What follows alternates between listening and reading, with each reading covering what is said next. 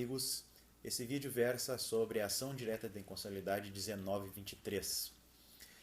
Essa DIN versa sobre a Lei 9.637. A Lei 9.637 é a Lei das Organizações Sociais. Através dessa lei, então fica criada uma figura privada, porém com reconhecimento administrativo, que vai se chamar organização social. A organização social é uma espécie de ONG, organização não governamental, uma associação privada que, cumprindo certos requisitos, acaba adquirindo este nome de organização social, cumprindo determinados requisitos que estão previstos na lei e que serão verificados pela administração pública de qualquer uma das instâncias federativas. Sido dada a devida atenção a esse julgamento, porém, esse julgamento tem a possibilidade de alterar de maneira bem profunda a estrutura do Estado brasileiro. Essa DIN eu pretendo que seja exame de diversos vídeos aqui no canal. É uma DIN que eu vejo que o STF andou mal, o STF não esteve com a melhor interpretação constitucional no meu juízo, e aqui, evidentemente, nós estamos falando aqui de uma apreciação crítico-doutrinária, não estamos falando aqui enquanto profissional. Há uma alteração na maneira pela qual os serviços públicos serão prestados, porque o projeto das organizações sociais e a maneira pela qual o STF julgou permite que os serviços públicos sejam substituídos por entidades privadas. Essas entidades privadas, então qualificadas pelo poder público, prestarão então serviços que talvez, vamos ver como o STF vai se comportar no futuro, serão qualificados ou não como públicos, mas em princípio não serão mais serviços públicos e serão financiados então pelo poder público ou então por doações. Mas enfim, boa parte do financiamento das organizações sociais advirá de dinheiro público. Então vê-se aqui um processo de privatização de serviços públicos que antes eram caracteristicamente do poder prestados pelo poder público. É possível elencar diversos argumentos constitucionais para demonstrar que esse modelo não está previsto na Constituição.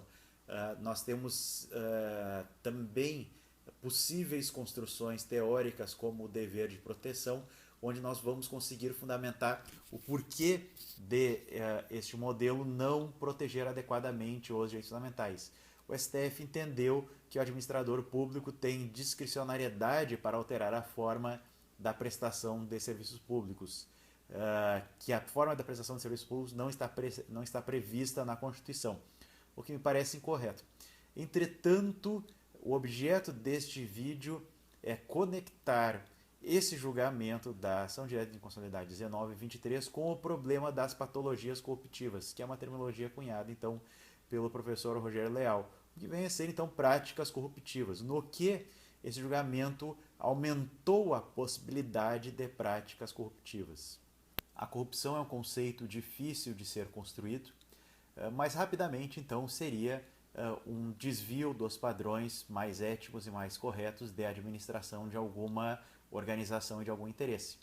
Nós vamos encontrar corrupção e exemplos de corrupção, enfim, em organizações empresariais privadas gerindo seus próprios interesses, organizações não governamentais privadas gerindo interesses privados ou públicos e organizações, evidentemente, públicas.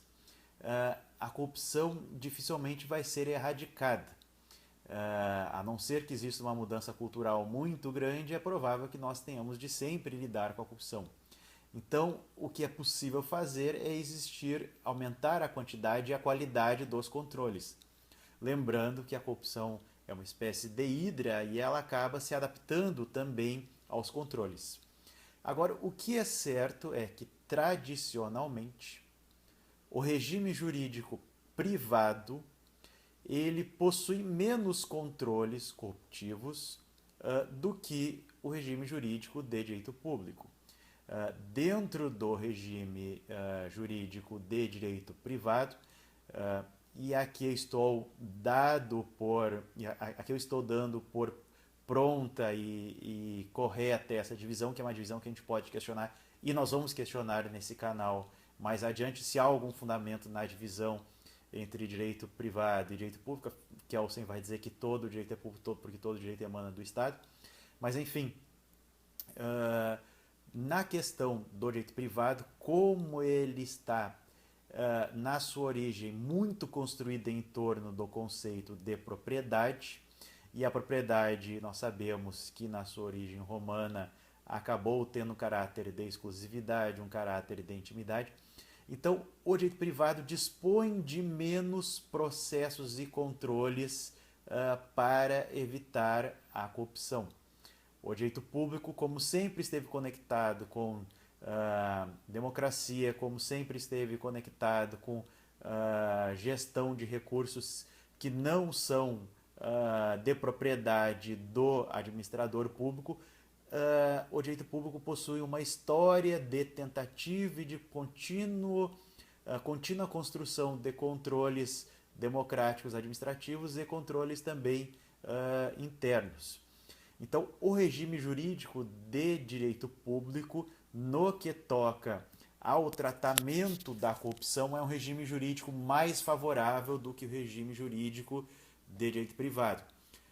Não quero entrar aqui numa argumentação, mas é uma argumentação altamente a priorística, que não encontra esteio na prática, que é apenas algo do senso comum. Alguém pode dizer, é um argumento extremamente comum, que dentro das organizações de direito privado não há corrupção, que só há corrupção dentro das organizações de direito público. É evidente que é uma proposição metafísica e é uma proposição que é apenas baseada no senso comum, ideológica e tudo mais. Talvez um dia nós vamos trabalhar acerca de quais são as razões pelas quais as pessoas acreditam ingenuamente nesse tipo de proposição. Mas enfim, passando por cima dessa polêmica do senso comum, nós temos dois regimes jurídicos, e um regime jurídico mais favorável aos controles e outro menos favorável aos controles.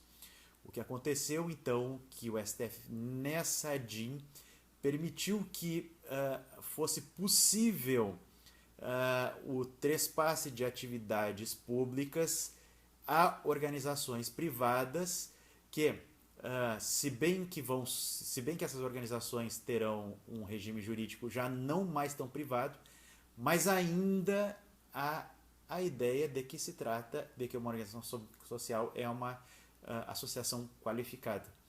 Então, a organização social ainda será regida em boa dose pelo direito privado, e aí nós teremos ausências de controles e ausência de normas relacionadas à moralidade administrativa e, com isso, mais abertura à corrupção.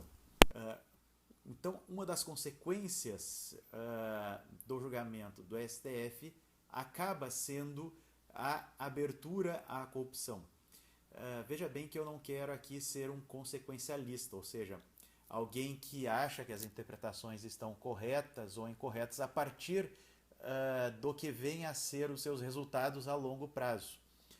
Isso aí é uma espécie de utilitarismo, isso daí é uma espécie também de julgamento conforme as políticas. Eu prefiro uma espécie de julgamento conforme os princípios. Só que o que acontece? Mesmo um julgamento a partir de princípios, ele leva em conta o resultado. Por exemplo, nós consideramos incorreto matar alguém, porque o resultado, matar alguém, ele não nos é aprovado. O resultado, matar alguém, nós consideramos como incorreto, imoral, antiético e ilícito.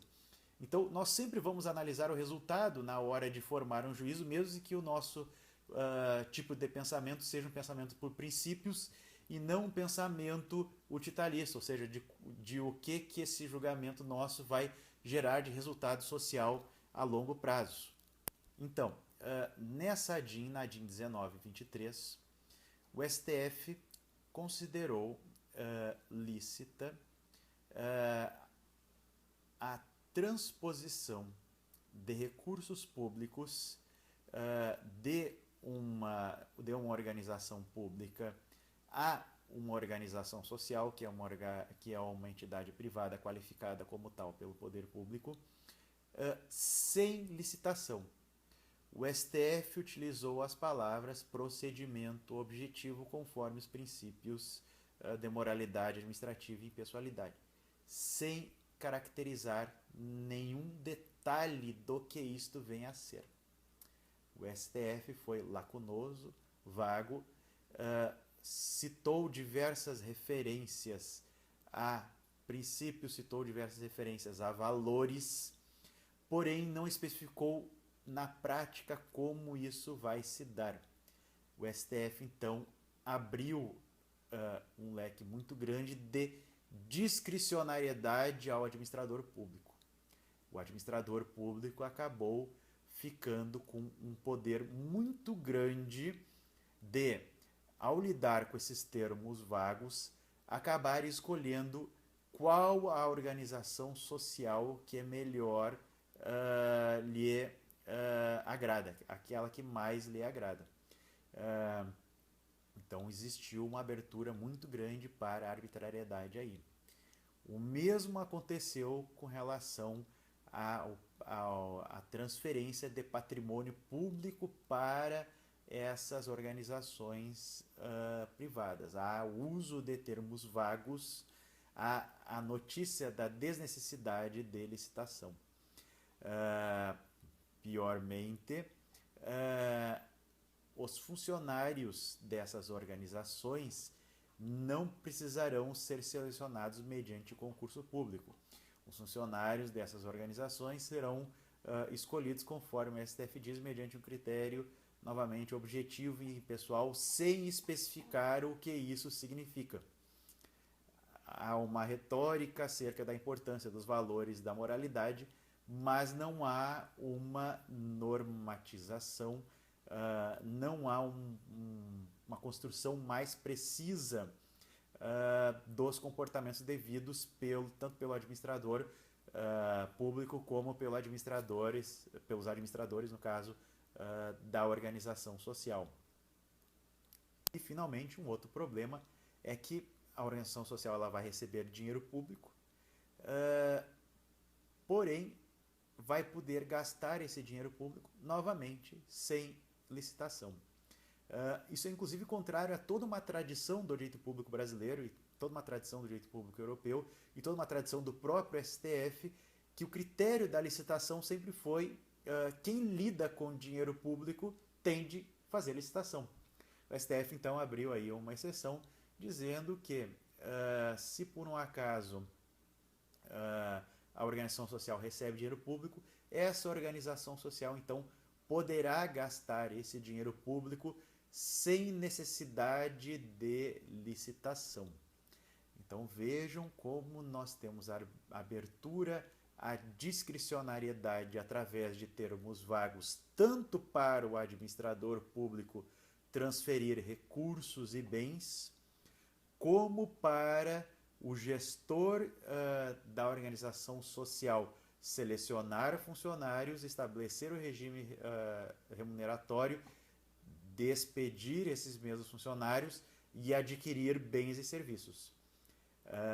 Então, no modelo tradicional de administração pública, nós temos uma série de controles do Tribunal de Contas, nós temos uma série de controles a partir da lei de licitações e através da regra do concurso público, e esses controles eles acontecem porque nós estamos trabalhando com a administração pública, e a administração pública é regida pelo regime jurídico administrativo.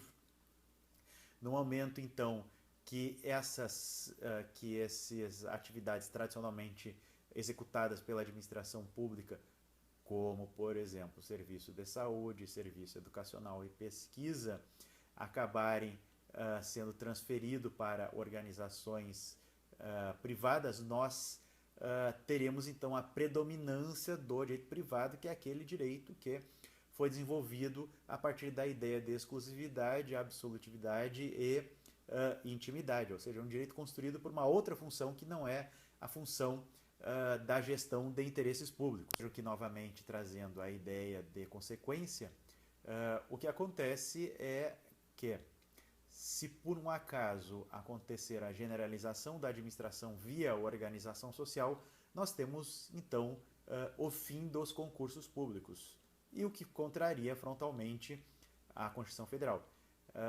Me parece que burlar a regra do concurso público é uma espécie de comportamento corruptivo.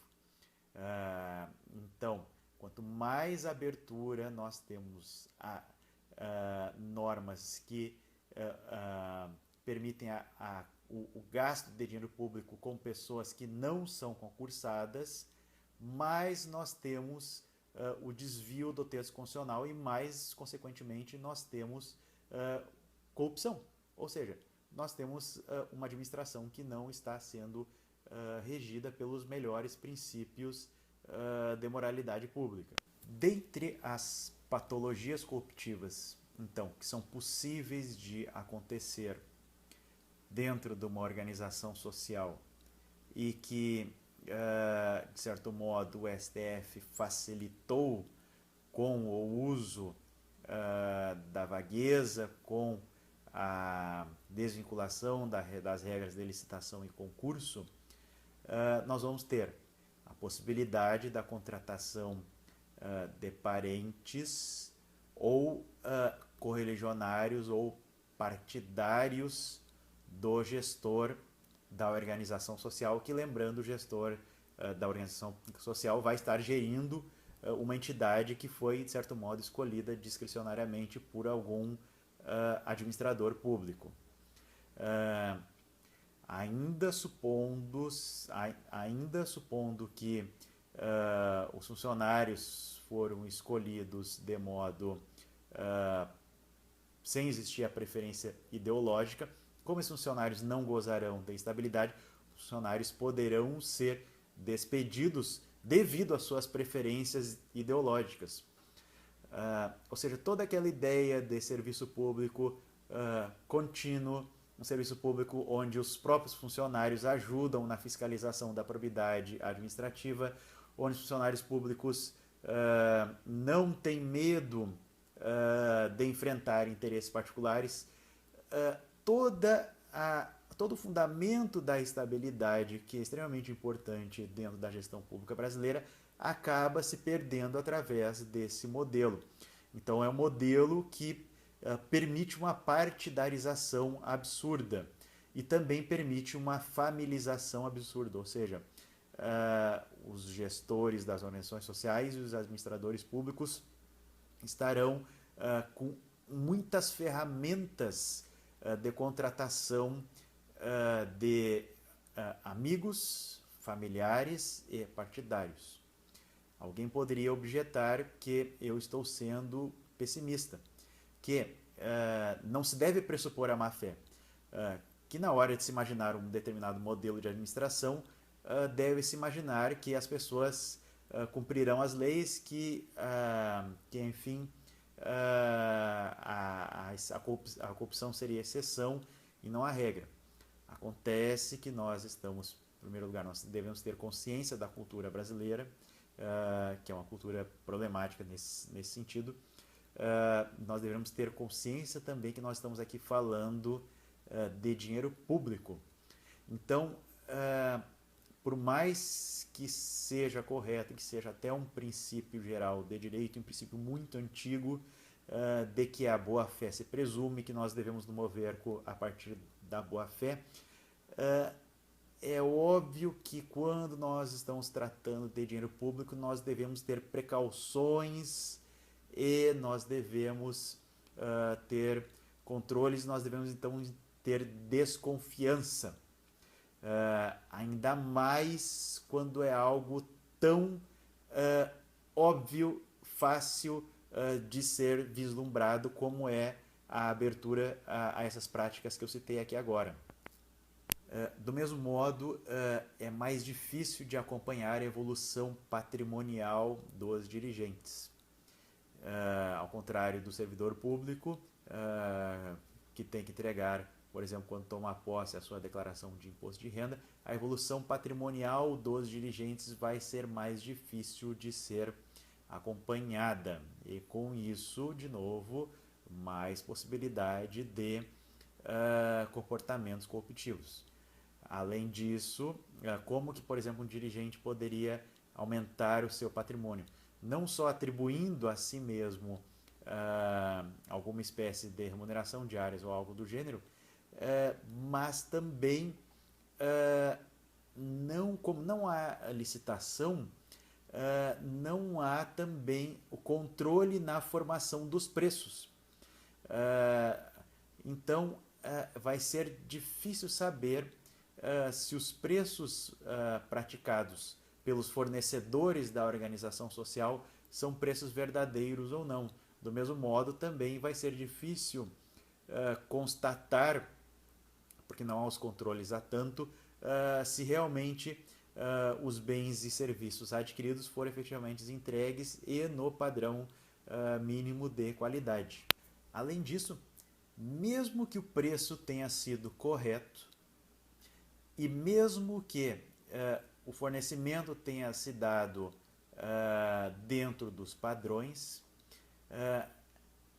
o administrador escolher o fornecedor sem a possibilidade de concorrência com as demais empresas, isso já é uma prática corruptiva.